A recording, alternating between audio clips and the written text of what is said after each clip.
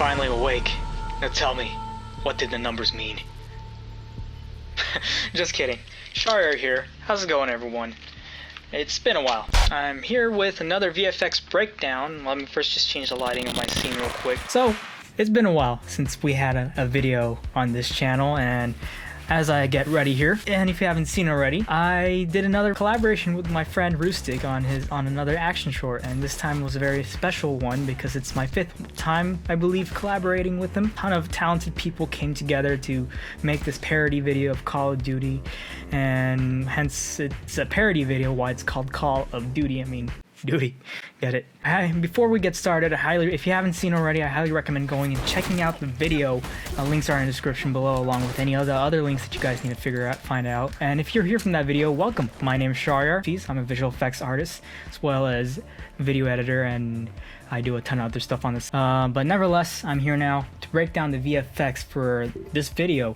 And before we get to that, as you guys may know, we usually do a before and after part where we have the raw footage of the video before the effects, and then right alongside it with the finished video, so you guys can take a look at what amount of work went into this. If you haven't done so already, consider subscribing, hitting that notification bell, and it means a lot that if you do subscribe, and shows that I can make more videos for this channel. One of my goals for this year is to create more content for all my channels. If you guys don't know already, I run a couple other channels, a gaming channel, a film channel, and also my personal channel. And this one is going to be my cinematic behind the scenes tutorial channel, and I hope to work out more of the kinks because I'm still new to this. But nevertheless, before we get started, I will be putting the timestamps and the chapter markers so you guys can skip around to any part of the video that you want, or skip directly to where you need.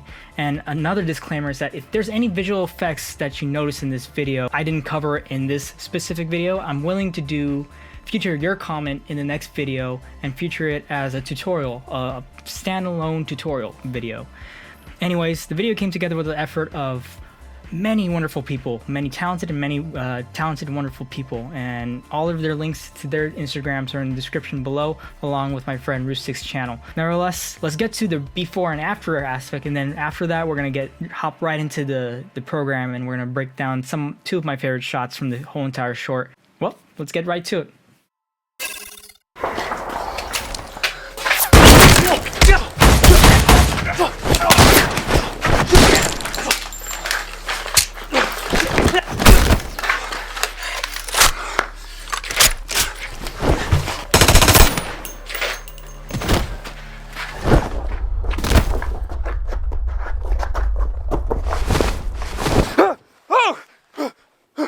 What happened to you?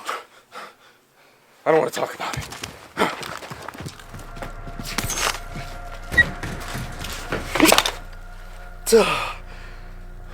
Nice.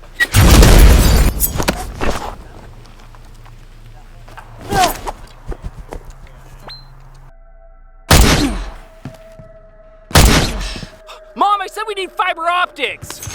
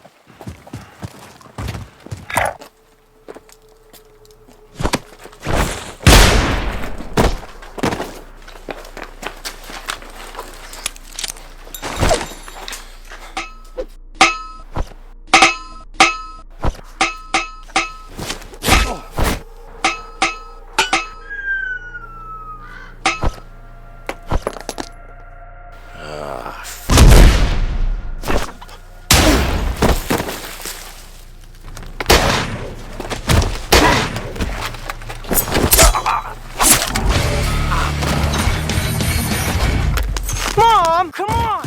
One last game, I promise.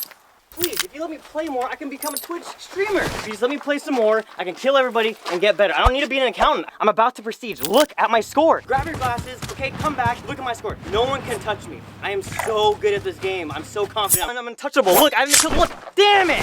Mission failed. We'll get them next time.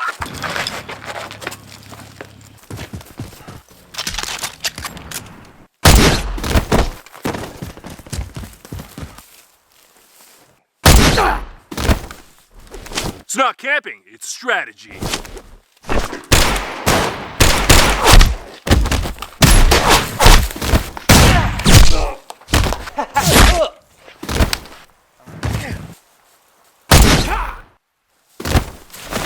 Nice.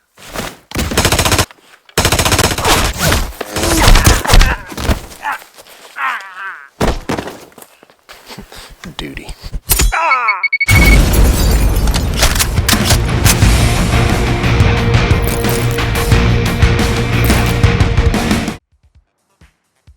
Alright, now that we're back in front of the computer this time and with the costume change, now I can break down the VFX. Now earlier I said that I do only 2 VFX shots, but realistically there's over 60 VFX shots in this video, and it's only criminal that I don't cover a good chunk of them. And so since it's about 2 a.m. in the morning and this is like my 3rd time going back and recording this video, I decided to basically, you know what, throw out the script, let's go into this and just start from the beginning. But I do want to point out that I will be just running through these shots, and I'll be just going over my favorite ones or the ones that I really liked and had fun working on. So let's go ahead and jump right into Adobe Premiere. So now that we're in Adobe Premiere is my bread and butter. It's what I use to edit and piece together my video clips and do some of my sound design as well. I wouldn't recommend doing full-on sound design, but I don't do my visual effects in Adobe Premiere. I use Adobe After Effects. Now, Adobe After Effects is a 2D compositor, not a 3D compositor, and if you guys notice, there's a couple CG effects in this video. One being when Selwyn places a Claymore mine and blows up a guy, and another where Ruustic throws a knife and it flies across the map and stabs a guy in the back. Also, the other shot being the grenades being ricocheted across the map thanks to Robbie over here. Hilariously enough, all those shots were pretty much my first time utilizing a 3D program called Blender 3D. Now, what is Blender 3D? Blender 3D is a CG modeling program, but it does so much more. It's used in a lot of TV show and VFX pipelines. It also covers simulations, rendering, pretty much anything that you can do on a premium program. And the best thing about it is that it's free. You can basically go to a website, download it, it's open source, and they're always updating it. There's a huge community behind it. You can produce pretty much Hollywood level visual effects. Personally, I had a ton of fun learning and trying to do some of these effects. So as you guys can see, I have Premiere open over here. We have the intro scene, and I just wanted to point out real quick that I did the sound design. If you look at the sound design, there's a lot of sound design that went into this intro scene of Ruustic coming through the hallway, shoots up a guy, shoots another guy, headshot. Oh man, I love that part. The headshot, and then shoots, and then he shoots Mr. Tim over here, Mr. Tim, and teabags a guy, and he wakes up from a dream. But was it a dream? Just kidding. Inception joke. There's a lot of sound design that went into this video. Essentially, Ruustic does the base sound design, but I asked if I can do just for the intro. And I actually did so many things just to create the visual effects. I took my mic over here and did Foley. What is Foley? Foley is just basically adding scene to round out the sound effects. And I'll probably put a definition of it on the screen. Sound mix down, which I'll probably play right now.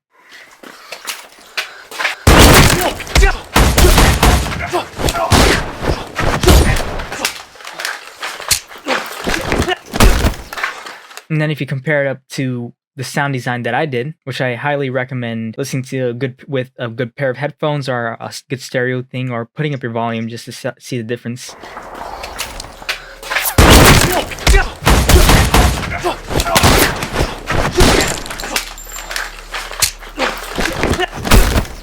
Essentially, when you're editing or when you're doing sound design, you just don't want to go into a regular stock library and just drag and drop your elements and call it a day. You want to make sure your elements feel like they're in an environment, and if your sounds don't stand up, you're just going to sound very flat, and it's going to take the viewer or your audience members, people who are watching your videos, out of the moment. So for example, you'll hear bullet casings falling off the ground, especially right here. One of my favorite shots right here is that I used a hit sound, and it sounds very organic and very juicy.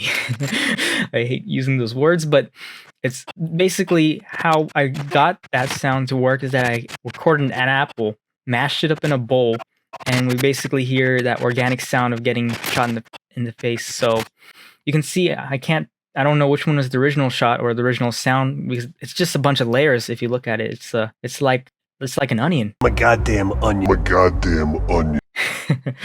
The more sounds you can overlay, the more you can make an immersive video. That's what I've come to understand. So if we can hear that part.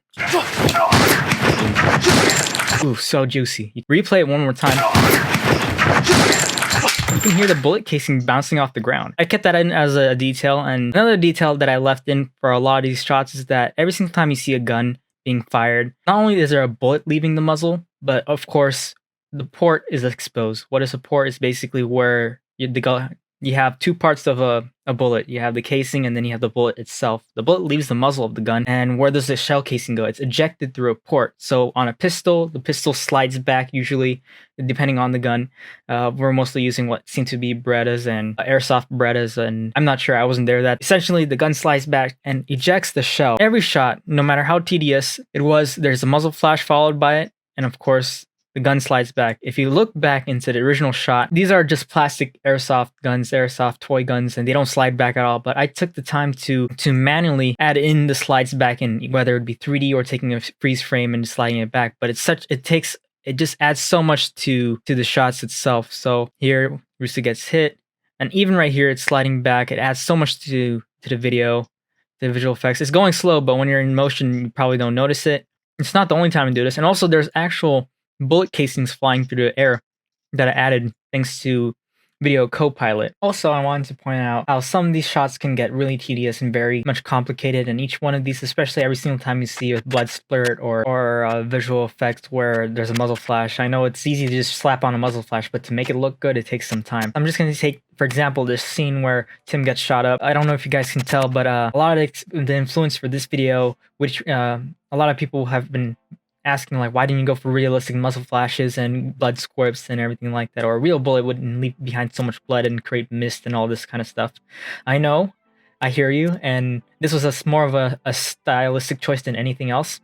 And also, growing up around Freddie Wong videos and Corridor Digital and watching John Woo and all those 80s action short films, a lot of my VFX action obsession comes from there. So here we have Tim getting shot up, and basically, what I did in After Effects, just wanted to show you guys one of the comps, was how complicated every single one of these shots are. Of course, this is just all here. If I was to go back and show you guys, is that one principle you want to keep in mind when you're doing visual effects is that you want to remember that you have a background, a midground, and a foreground. What is a foreground? Foreground is everything that you see in front of you. Background is everything that's back here. Midground is whatever is in between, obviously. So we have Tim here. He runs in. I took the time to basically rotoscope him out, but a lot of these, the muzzle flashes and hits just are stacked up on top of each other with blood hits. And so essentially, I wanted to get the idea, the philosophy of having not only bullets whizzing through him and splattering, but also kind of like to play off what the material he's wearing. So add in a couple couch hits and from Video Copilot's Action Essentials pack.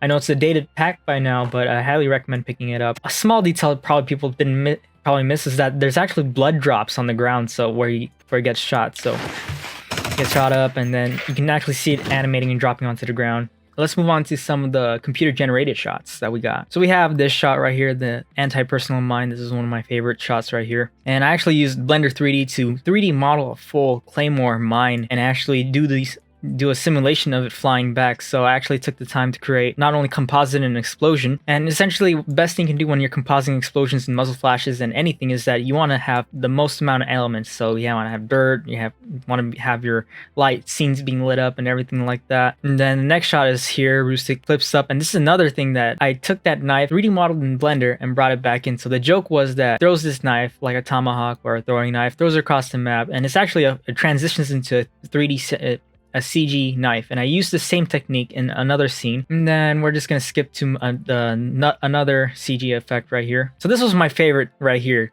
Believe it or not, this was initially when Robbie runs up. What he pulls out of his vest is actually a pine cone. And I missed this the first time around. And I was really impressed that Ruustic was clever enough to direct that in and add that in as a physical prop. But what I did, I like making these harder on myself because I'm a village idiot. I took that pine cone from the initial scene and replace it with a CG double, and that's an actual CG grenade that he's holding. So when he throws that, he throws the CG grenade, and the rest is just basically the same technique. You want to track your shot and then have it bounce off, and I had to actually go into Blender, and we finally get to the hero shot of Robbie shooting everyone up. Now, this is what the mindset you want to get into when you're doing visual effects. Is the best VFX is the VFX that you don't see, and I'm about to break the illusion. When Robbie is firing off the gun here, you can actually see the port barrel open and close, and muzzle and bullet casings fly out. So I believe he has an MP5, so it'd be an ACP cartridge or something like that. I'm probably not using the same right terminology. And you can actually see every single time a muzzle flash goes off, you can see it glint off on his sunglasses. So that was a detail that I kept in, and I really liked doing this scene a lot. So if I'll play it back one more time, it just adds so much visual contrast to the scene. And of course, bullet tracers are pretty fun things to do to add more visual contrast to your scene. And then the final scene, you have the CG knife come in. And then, I don't know if it was a joke that was missed, but you can see actually Semtex glowing and falling right next to him. And that's where the explosion comes from. So, and then we just transition into Call of Duty, the end title screen. And that's pretty much the whole entire VFX breakdown or quick rundown that I did. I know I ran over a little bit time. It means a lot if you guys do, and it means a lot that you stuck around to this point. I highly recommend hitting that subscribe button, hitting that notification bell if you haven't done so already. Check out my buddy Ruustic's channel, and I'll see you guys in the next one. Peace.